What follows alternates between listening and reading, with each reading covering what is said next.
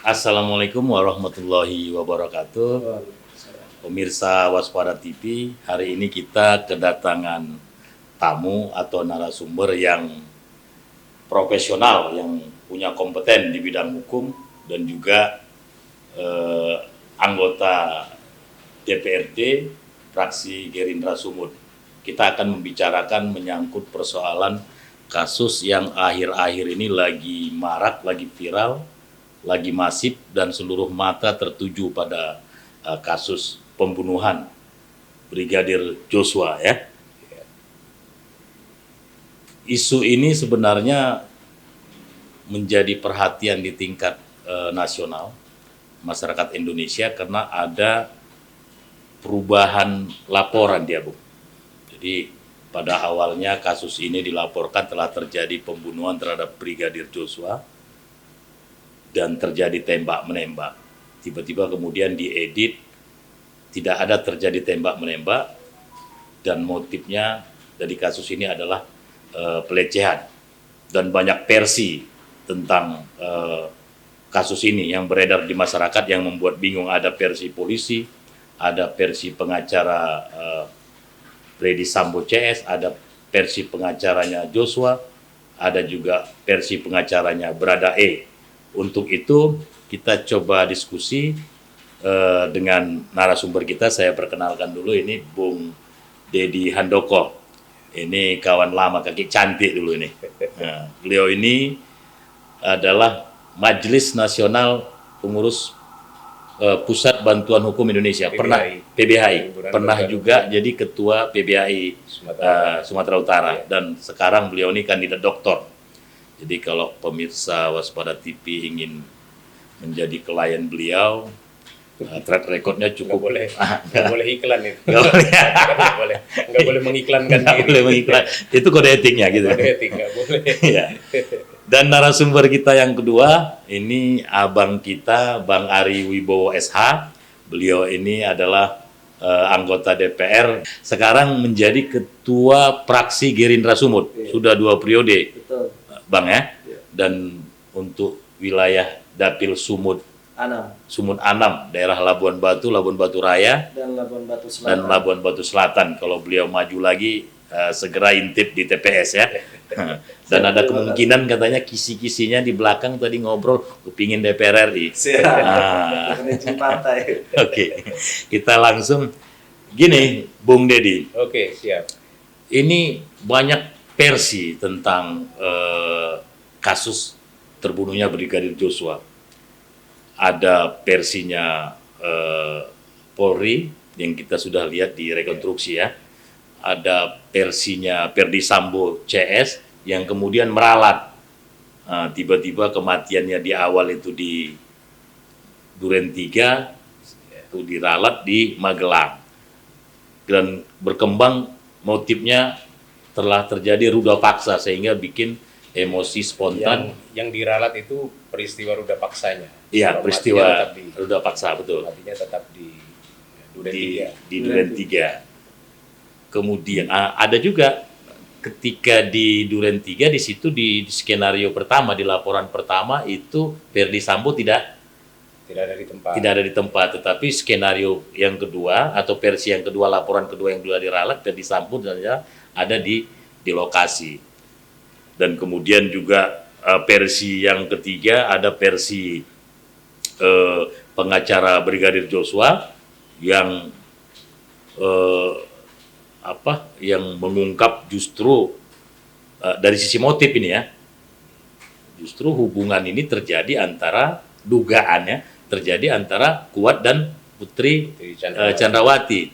Dan yang lebih menarik, Komnas Perempuan dan Komnas HAM itu justru menguatkan dugaan ada ruda paksa yang dilakukan oleh Brigadir Joshua kepada Putri Chandrawati. Kita nggak tahu ini motifnya apa, karena kita tahu sebelumnya juga berdasarkan komentar atau pengakuan dari Khairul Anam sebelum atau 2-3 hari setelah kasus pembunuhan itu, Khairul Anam bertemu dengan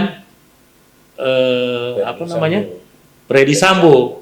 Walaupun menurut Khairul Anam, Ferdy Sambo tidak ada cuman menangis, tetapi masyarakat menduga penguatan kasus pelecehan seksual ini jadi tanda tanya terhadap Komnas HAM juga Komnas Perempuan. Ini ada apa ini kalau bahasa Medannya? Ini udah cinco-cinco ini kan begitu.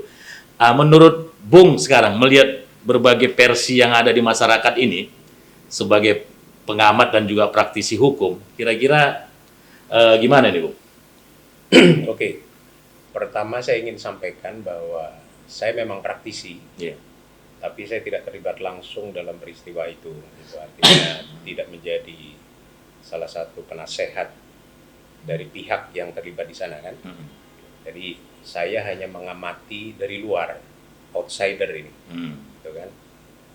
Yang terlibat langsung di sana ya pengacaranya Brigadir J, pengacaranya Baradae dan seterusnya, termasuk lembaga-lembaga seperti Komnas HAM, LPSK, Komnas Perempuan ya. Komnas Perempuan gitu kan. Jadi yang pertama saya akan mulai dari soal pelecehan dulu sebelum nanti saya akhirnya masuk kepada substansi yang lebih jauh. Sejauh kita tahu, ya kan, pelecehan itu kan sudah di SP3 kan. Iya. Sudah diterbitkan SP3, surat perintah penghentian penyidikan atas laporan adanya pelecehan seksual yang dilakukan oleh Putri Chandrawati. Itu sudah di SP3 artinya case closed sebenarnya gitu kan. Maka saya juga sedikit mengkritik, walaupun sekali lagi saya tidak tahu detailnya ya, mengkritik pernyataan Komnas HAM maupun Komnas Perempuan yang mengangkat lagi soal dugaan pelecehan yang terjadi di Magelang gitu kan. Karena peristiwa di Magelang saya yakin itu juga sudah menjadi objek penyelidikan dan penyidikan sebelum pihak penyidik Polri mengeluarkan SP3. Itu artinya sebenarnya SP3 itu satu paket dengan peristiwa yang di Magelang itu. Nah, tidak mungkin itu peristiwa yang terpisah dan bukan ada dalam satu rangkaian. Sehingga sebenarnya itu case close. Itu bagi saya. Menurut saya case close. Yang sekarang kita sayangkan gitu ya, dan kritik saya juga terhadap proses penyidikan ini kan tidak terbukanya motif atau tidak dibukanya motif sejak awal oleh pihak kepolisian, sehingga banyak sekali versi yang berseliweran gitu kan, mulai dari pelecehan, mulai dari pelecehan, LGBT gitu kan, yang bahkan salah satu mantan pengacara Baradae itu, L-nya hilang, G-nya hilang, B-nya yang masih ada ya, T-nya hilang, T-nya juga hilang gitu kan, sampai terakhir itu versi yang terakhir malah yang mungkin kemarin atau 2 hari yang lalu itu muncul versi lain, versi soal spionase. Karena kebetulan Brigadir J itu pernah ditugaskan di Papua dulu, dan Brigadir J itu tahu aliran-aliran dana Otsus itu kan cukup besar gitu kan, dan kemungkinan itulah yang menjadi latar belakang dendamnya Ferdy Sambo kepada Brigadir J yang mengetahui itu. Oke, Bung. Ada sekali versinya. Ada yang menarik tadi Bung bilang bahwa sebenarnya kasus pelecehan ini kan sudah close di SP3 kan oleh Polri dengan asumsi atau catatan Polri tidak ditemukan tindak pidana di situ atau alat buktinya kan.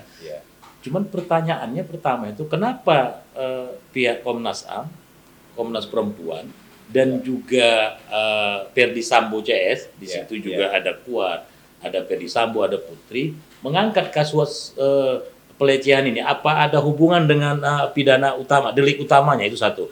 Apalagi kan kita tahu sekarang ini BAP-nya Ferdy Sambo itu beredar, dan di dalam BAP-nya itu dugaan kalau kita ngelihat itu memang mencoba mengambil simpati, respek masyarakat bahwasanya istrinya diruda paksa, maka dia spontan itu yang beredar. Bung melihat ini ada ada dibangun opini seperti itu atau gimana nih, Bung? Tidak, saya tidak dalam posisi untuk mengatakan apakah dibangun opini seperti itu atau tidak gitu kan. Tapi kembali kepada kritik saya tadi gitu kan. Motif itu tidak dari awal dibuka oleh penyidik gitu. Padahal ini kan persoalan sederhana. Apa ada Banyak kewajiban polisi untuk mengungkap motif? Ada nggak kewajiban? Tidak ada kewajiban dalam hukum acara pidana, tidak ada kewajiban. Tapi kan pengungkapan motif dari awal itu kan bisa membatasi supaya kasus ini tidak liar gitu kan. Jadi tidak ada versi A, versi B, versi C, malah terakhir tadi saya ceritakan ada versi. Ini yang terbaru nih, gitu kan, soal terkait dana otsus gitu kan. Jadi kalau dari awal diungkapkan motif, maka relnya kan sudah jelas kan, gitu kan. Oke, penyidikannya ini, gitu kan. Saya perlu jelaskan dalam sebuah rumusan pasal dalam kitab undang-undang hukum pidana ya. Mohon maaf sebelumnya sekali lagi saya bukan ahli pidana, tapi ini pengetahuan dasar bagi orang yang belajar hukum lah gitu ya. Kita langsung straight to the point sekarang. Asalnya adalah 340 pembunuhan berencana. Itu kan rumusannya kan barang siapa dengan sengaja atau melalui perencanaan menghilangkan nyawa seseorang dan seterusnya gitu kan. Kan kalau rumusan pasal seperti itu, motif itu kan tidak diperlukan sebenarnya. Kalau rumusan pasal itu sudah terpenuhi, Anda menghilangkan nyawa orang dan dengan sengaja, gitu kan, entah motifnya pelecehan seksual, entah motifnya balas dendam, entah motifnya dana otsus, tidak peduli itu, gitu kan, maka Anda dihukum. Jadi unsur-unsurnya sudah terpenuhi, maka ya pasti akan dihukum. Hanya pengungkapan motif ini kan perlu. Perlunya apa? Perlunya supaya penyidik tahu, ada tidak istilahnya dalam bahasa hukum itu, ada tidak mens reanya, ada tidak niatnya, gitu kan? Karena kan dalam hukum pidana itu ada alasan pemaaf, ada juga alasan penghapus. Andai kata mens reanya tidak ada. Tapi juga keuntungan lain, kalau motif ini diungkapkan dari awal, masyarakat kan juga tahu, oh ya motifnya ini, gitu kan? Sekali lagi tidak ada itu aturan dalam hukum acara pidana. Tapi sudah menjadi kebiasaan penyidik gitu kan.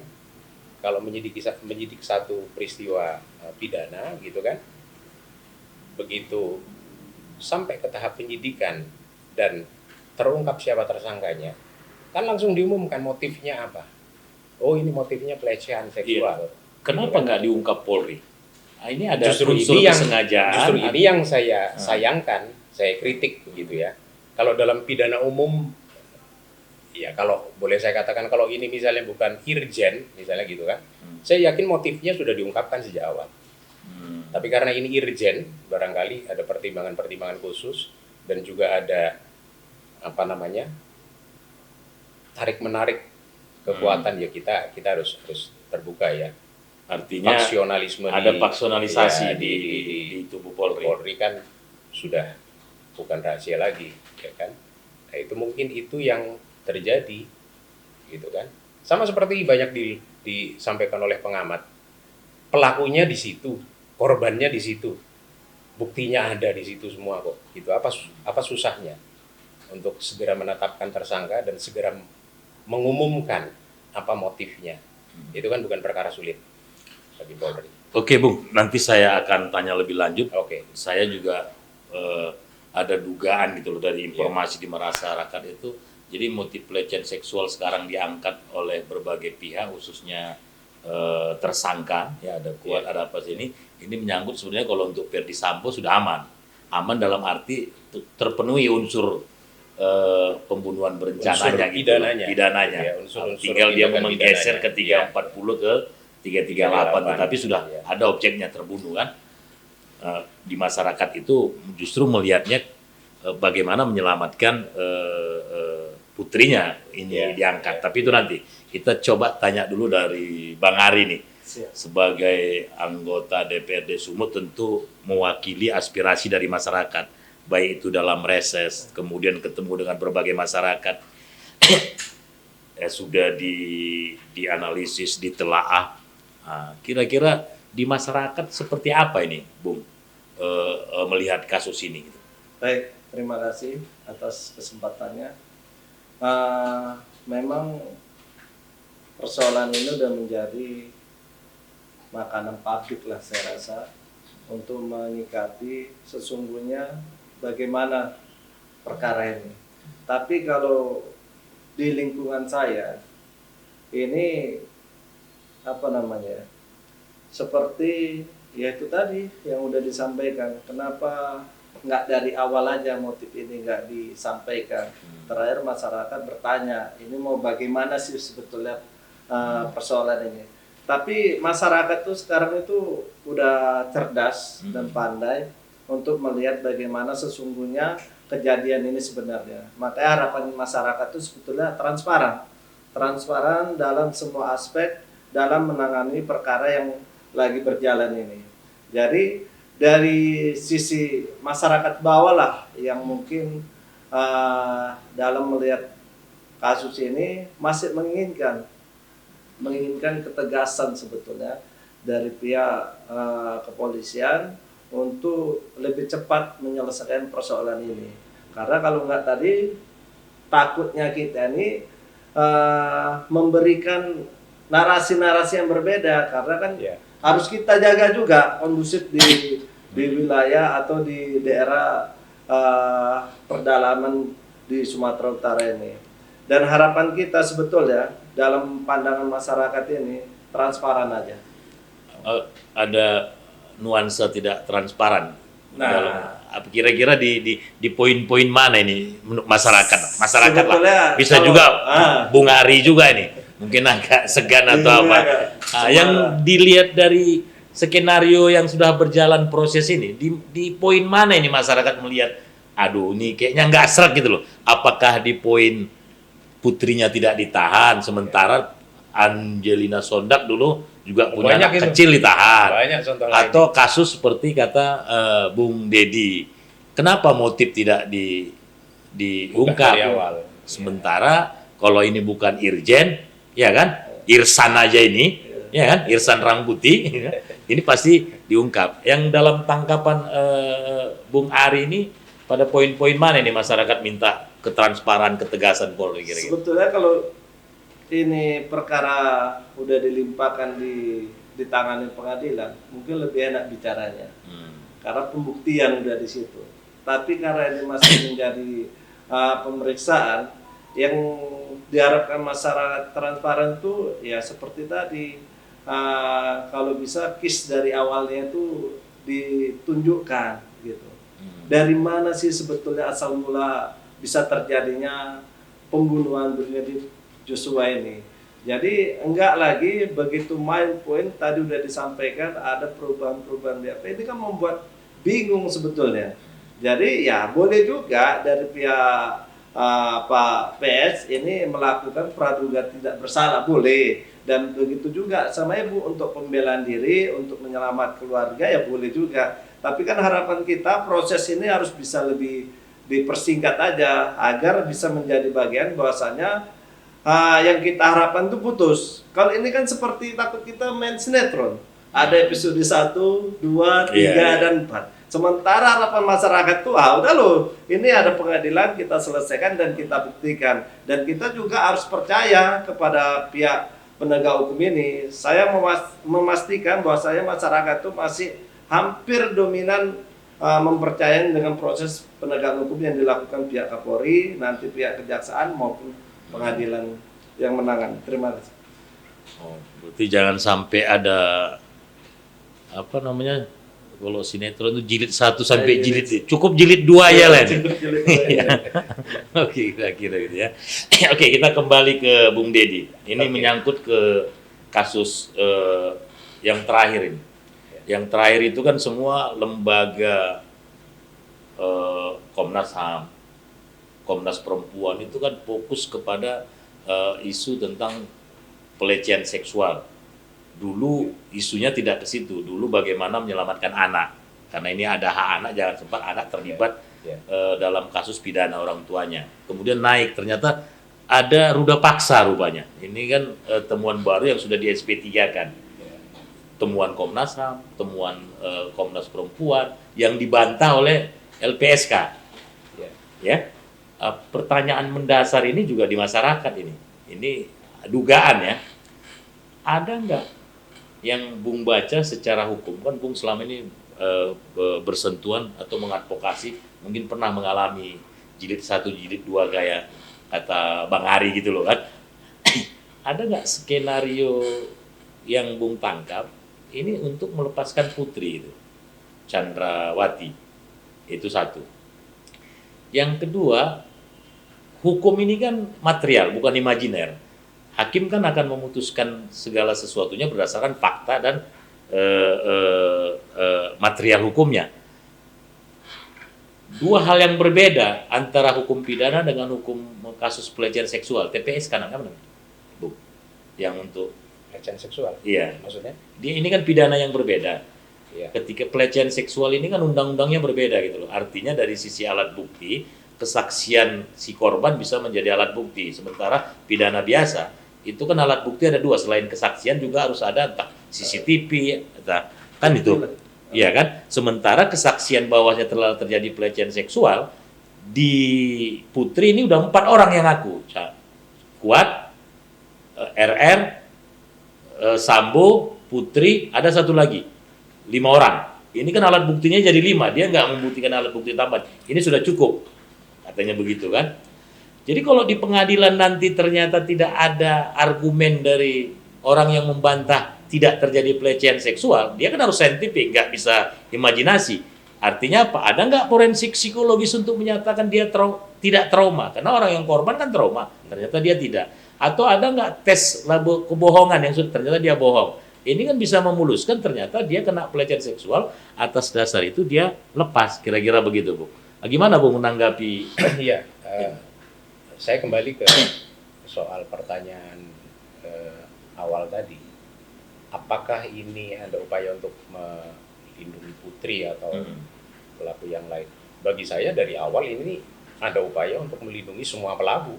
Oh, malah Gitu semua. kan. Ya semua pelaku lah, gitu kan. Of justice Ya, tadi seperti ya. yang disampaikan oleh Pak siapa dulu, Susno Duaji yang nggak salah. Iya. Pelakunya yang nembak polisi, yang ditembak polisi, di rumah polisi yang mati CCTV. Dan itu kan kasus obstruction of justice kan sudah jadi satu kasus tersendiri. Obstruction of justice-nya itu sudah masuk ke tahap penyidikan loh, gitu kan. Artinya memang ada upaya untuk menghilangkan barang-barang bukti, gitu kan, yang memungkinkan si A, si B, si C itu ditetapkan sebagai tersangka. Dari awal memang sudah ada aroma seperti itu kan. Tapi kan Dihilangkan. kasus di tingkat Sambo udah nggak bisa ngelak ya ngapain. Di Maksudnya? tingkat Putri ini kan Iya. bisa lolos ketika dia dalam sosok trauma, dia kan nggak dalam relasi kekuasaan, dia ikut suami, dia trauma, dia ini. Artinya skenario obstruction of justice itu dia tidak terlibat karena dia korban gitu Dia loh. terlibat. Sejak awal dia terlibat, gitu kan? Karena CCTV, penghilangan CCTV, bahkan dalam bocoran CCTV yang akhirnya bisa direpro ulang gitu. Maksudnya tidak terlibat dalam arti karena dia situasi tertekan, dia disuruh yang ikut. Artinya secara hukum dia tidak punya dia tidak punya istilahnya dia tidak Kekuatan mandiri untuk membela diri, Iya, gitu. Kekuatan iya. untuk membela diri. Misal ini Gitu kan? contoh ini saya mencoba melihat dari sisi Putri CS lah. Dari sisi pengacaranya saya meminjam skenario ini, saya melihat arah ngebaca ke situ gitu loh. Orang dalam posisi habis diperkosa, tertekan, nangis, malu, tiba-tiba datang suaminya itu hilangkan CCTV, dia juga yang ikut, kemudian disuruh lapor-lapor.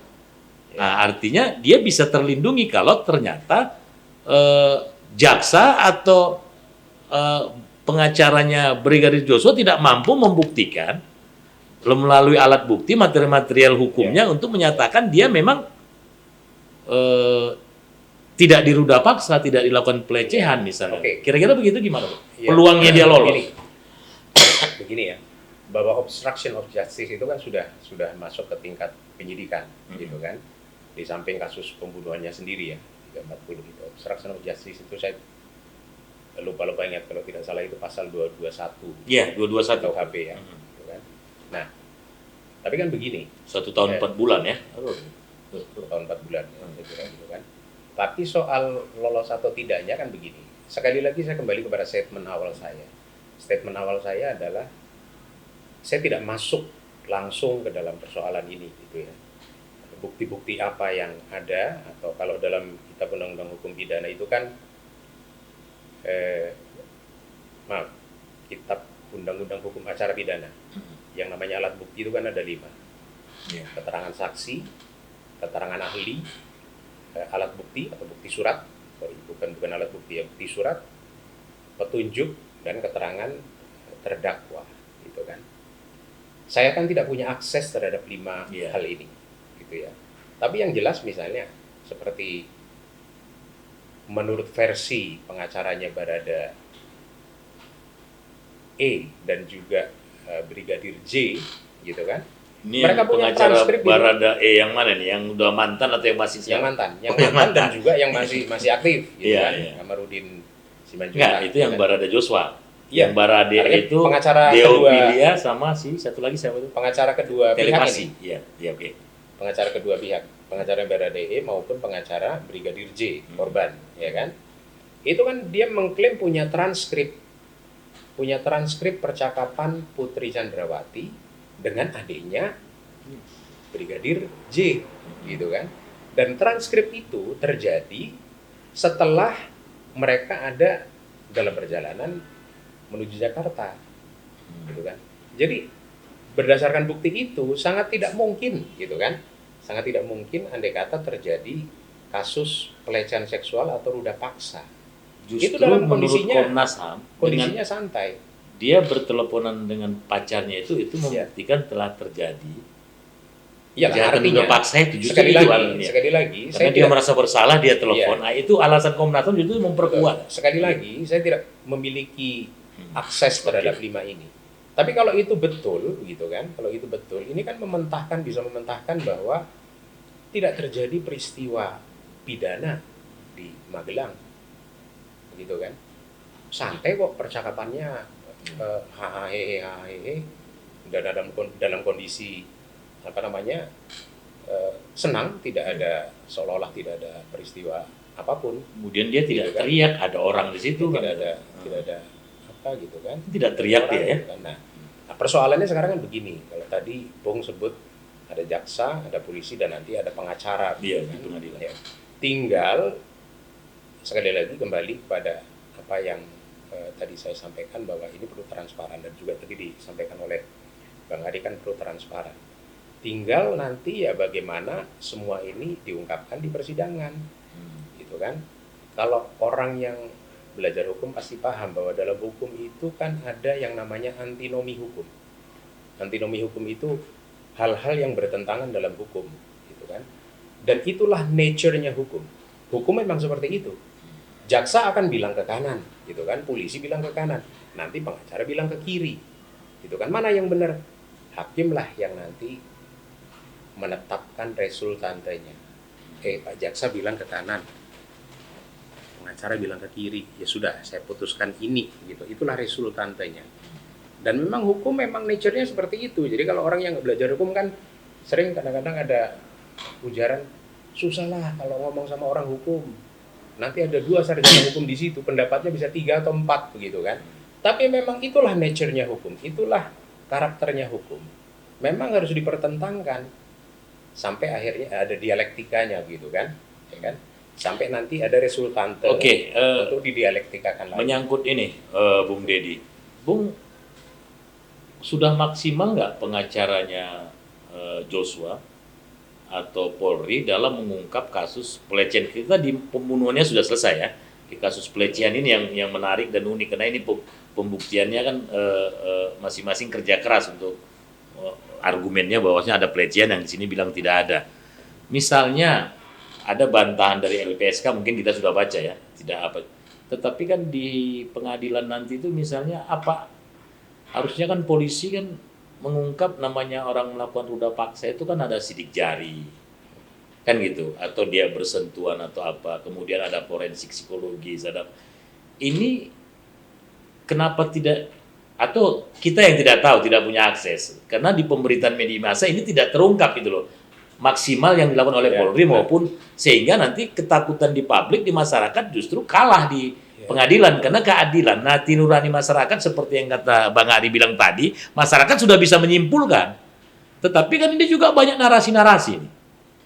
Oke, sebelum nanti juga Bang Ari pertanyaan tadi, Bang ya. Aku justru mau nanya ke Bung kok kembali lagi ke ruda paksa ke soal pelecehan, kayaknya hobi gitu ya. Karena ini yang marah itu ini perdebatannya. Karena kalau soal Sambo kan sudah jelas. Dia nggak bisa ngelak. Baik dari skenario pertama mau skenario dia kena karena dia pelaku leading sektornya lah obstruction of justice. Yang kedua di skenario kedua dia sudah bukti ikut membunuh. Perencanaannya tinggal kalau saya dengar dari Bung tadi kalau ada jeda waktu 3 menit aja dia bisa berpikir dia bisa masuk ke 340 kan begitu. Ini udah 338. 338 kalau dia merencanakan kan ada waktu itu kan. Oh iya, kalau merencanakan ada jeda waktu. Ada jeda waktu dia kan. Dan dia seharusnya masih bisa mempertimbangkan untuk tidak melakukan itu, gitu kan? Dan itu ada kan? Itu ada. Karena ketika dilakukan, berarti 340. 340. Nah, ini kan selesai. Iya. Sambonya si putrinya ini kalau kemudian dia tidak diruda paksa, berarti kan dia terlibat secara sadar dalam proses. Karena dia ada terus di sini.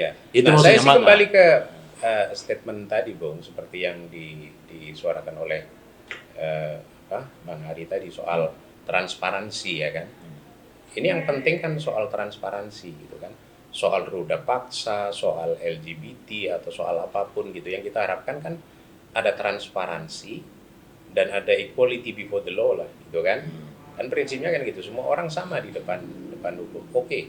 Mungkin ada soal equity nanti saya jelaskan sedikit gitu kan. Tapi kan dari awal sudah ada aroma gitu kan bahwa ini tidak transparan gitu kan. Tidak transparannya apa ya, sejak awal ya masa pembunuhan terjadi pada hari Jumat, hari Senin ya kalau nggak salah baru diumumkan 3 hari gitu kan. kemudian ya. Berarti kan ini sudah ada upaya untuk menutupi itu gitu kan. Terus dalam prosesnya gitu kan ditangani oleh tim sus kan. Tim khusus kan ini kan yang terdiri dari 5 jenderal loh, itu nggak main-main, dipimpin oleh Wakapolri gitu kan. Itu pun juga masih terasa gitu kan aroma tidak transparannya. Itu tidak transparannya di mana gitu kan. Ya sekarang rekonstruksi gitu kan. Rekonstruksi nih kan. Memang rekonstruksi itu tidak ada dalam hukum acara pidana, itu tidak ada. Rekonstruksi itu basisnya hanya perkap kalau tidak salah, peraturan Kapolri atau surat edaran Kapolri gitu kan. Tapi masa pengacara korban tidak diperbolehkan masuk? Itu kan sudah jadi tanda tanya ya. Tanda tanya gitu kan. Padahal kalau saya lupa siapa yang menyatakan itu, pengacara siapa, hantu pun boleh di situ masuk gitu kan. Kalau memang itu agendanya adalah rekonstruksi gitu kan. Lalu kenapa kok ada kesan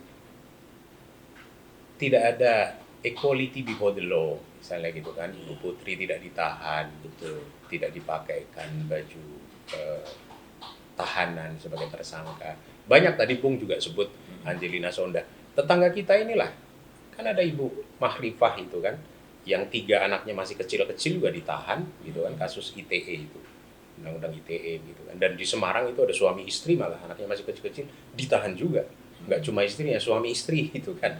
Nah jadi ada hal-hal seperti itu yang akhirnya Polri biasanya lebih kasihan, lebih empati ke Irjen ya. Iya, saya bukan dalam posisi setuju atau tidak setuju soal bahwa itu ada anak-anak. Ya kalau saya sih setuju saja gitu kan, dengan alasan kemanusiaan. Tapi anak yang lain juga sama harusnya ya. Diperlakukan sama gitu kan. Jangan perlakuan yang berbeda diberikan dan telanjang nih di depan masyarakat begitu kan.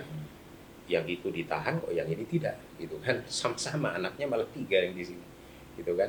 Angelina Sonda itu dulu 10 tahun yang lalu kan, lebih kurang itu juga anaknya kan masih balita, kalau nggak salah masih 2 tahun atau 3 tahun begitu kan. Nah, ada aroma tidak transparan, sehingga itu yang menjadi harapan. Tadi sudah diungkapkan juga oleh Bung Hari. oleh Bung Hari tadi. Itu kan yang menjadi harapan kita. Sekali lagi, bukan saya mau ngomong ngambang ini gitu kan. Tapi memang saya sadari saya tidak memiliki akses terhadap 5 alat bukti tadi itu. Gitu kan. Jadi itu harapan yang utama saya kira perlu disampaikan.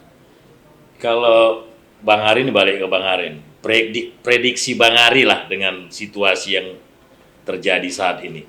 Ada berbagai versi, baru kemudian bagaimana kinerja Polri, penyidik dan semuanya, kinerja pengacara ini, opini masyarakat.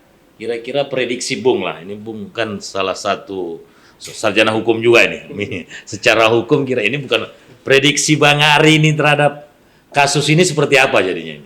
Ini saya sebelumnya minta maaf karena kalau cerita prediksi ini takut kita menyampaikannya. Karena kenapa? Jadi asupan pula nanti. Wah betul juga Bang Hari, kan bahaya. Ya harapan kita nggak seperti itu. Kalau seperti itu bagawat kita, macam dukun udah nanti jadinya. Jadi begini, di kaum masyarakat ini masih sangat percaya terhadap penegakan hukum sebetulnya yang dilakukan dalam menangani perkara PS sama Brigadir Joshua. Tapi yang menjadi harapan kita sebetulnya cemana persoalan ini bisa cepat finish. Nah, cepat finishnya itu di mana kita lihat di pengadilan. Nanti kalau udah diputuskan oleh pengadilan, nah mungkin itulah menjadi jawaban yang selama ini membuat kita penasaran. Sebetulnya sampai mana sih sebetulnya penanganan perkara ini. Tapi kalau menurut saya,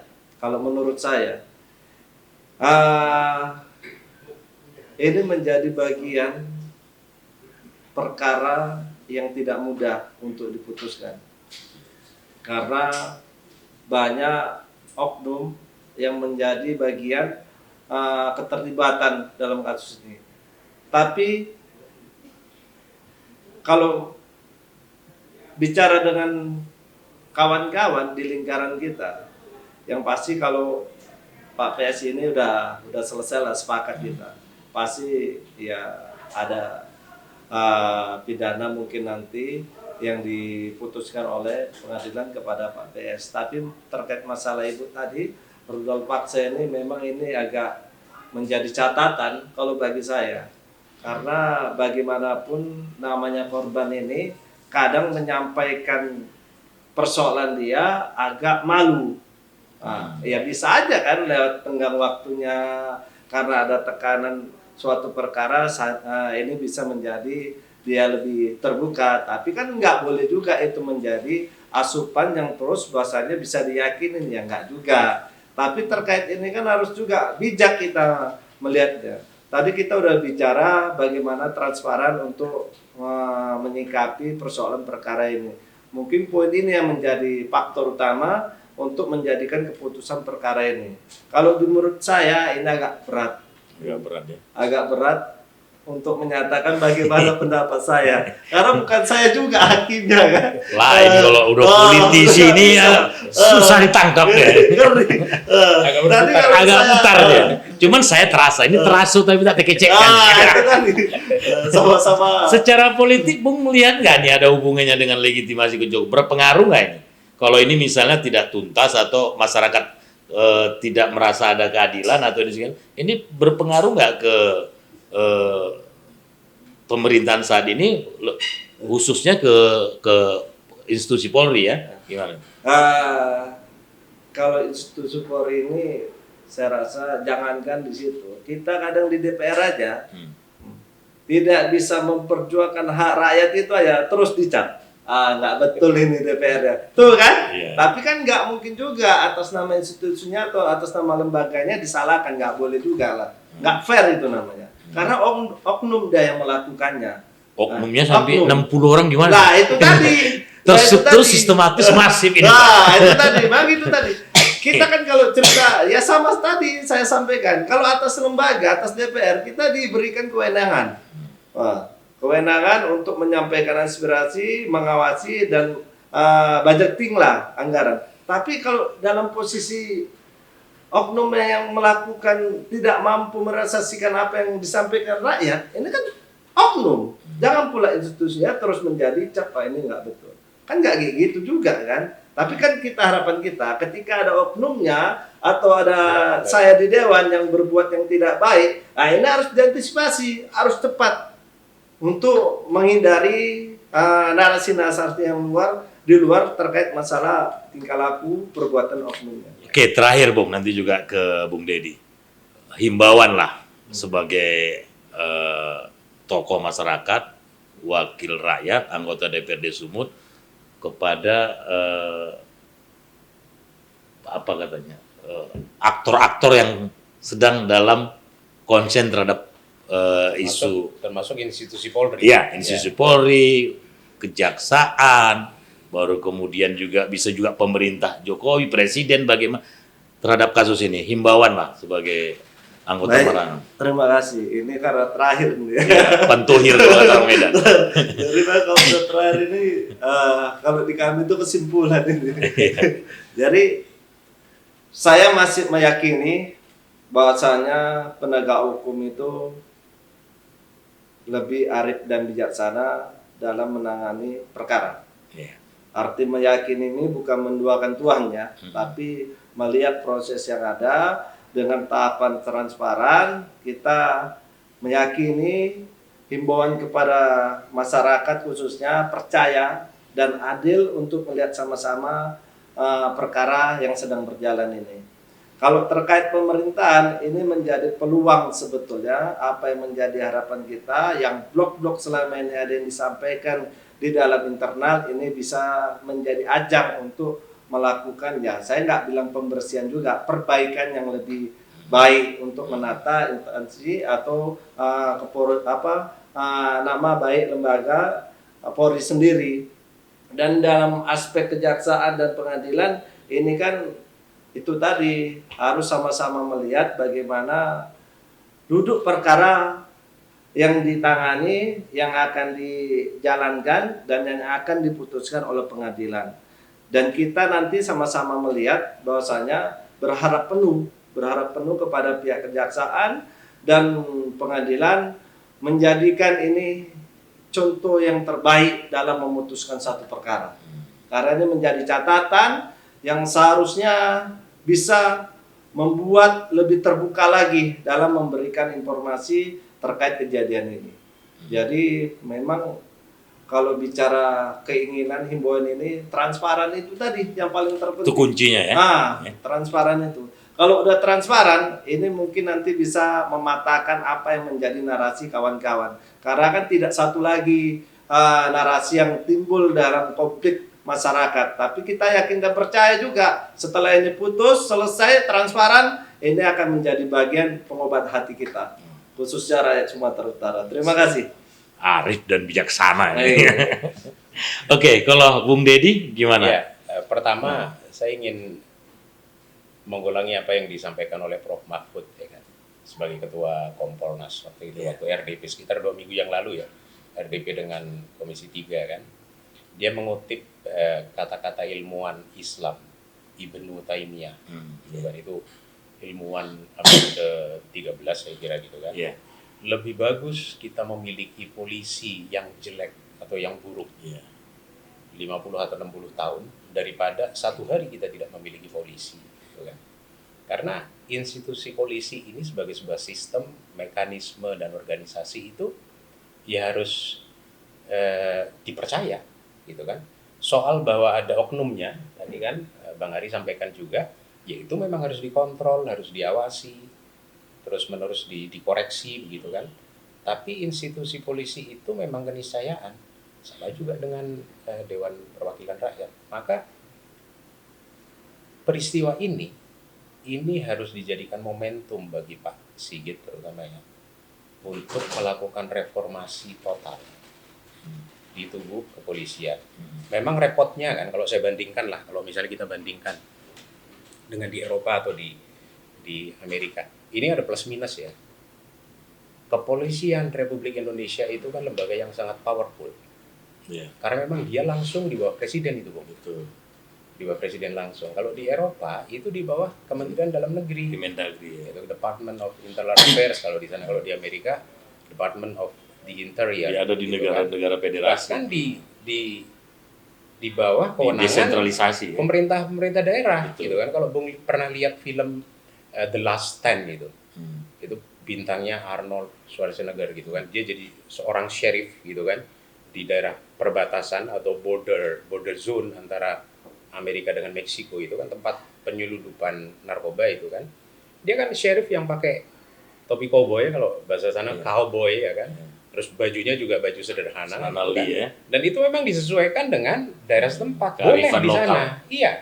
Di New York mungkin pakai topi pet apa gitu kan. Itu di bawah kewenangan pemerintah daerah gitu kan. Nah, lembaga kita itu sangat powerful, Polri-nya. Kalau dengan kekuatan yang luar biasa itu tidak mampu melakukan reformasi, celakalah kita. Itu kekuatannya. Tapi di sisi lain juga karena saking powerfulnya gitu kan, lembaga Polri ini ya kita harus akui sampai sekarang tidak ada instansi atau institusi pemerintah yang memiliki kekuatan cukup untuk merancang konsep ke depan melalui Renstra gitu kan, apa sebenarnya dan bagaimana seharusnya lembaga kepolisian ini gitu kan. Reformasi yang dilakukan ini kan selama ini kan lewat seperti surat edaran Kapolri atau peraturan Kapolri, jadi sangat tergantung kepada figur siapa Kapolrinya. Dan itu kan sebuah reformasi yang sebenarnya berlaku untuk internal. Yang namanya perkap, peraturan Kapolri, itu kan nggak mungkin publik bisa mengakses gitu kan, karena itu kan bisa dikatakan berlaku secara internal. Jadi reformasinya hanya mengandalkan kebijakan-kebijakan setingkat perkap, setingkat surat edaran, itu tidak boleh lagi. Soal apakah nanti Polri itu dijadikan di bawah Kementerian Dalam Negeri atau apa, itu soal lain, perlu ada kajian khusus. Tapi misalnya seperti tentara gitu kan di bawah Kemenhan, gitu kan, tidak presiden langsung, walaupun presiden sebagai panglima tertinggi begitu kan. Pada saat-saat tertentu, misalnya pada saat perang, dia bisa memerintahkan pengerahan pasukan gitu kan. Tapi kan formalnya di bawah Kemenhan, bukan di bawah presiden langsung. Jadi Polri ini powerful, dan kalau tidak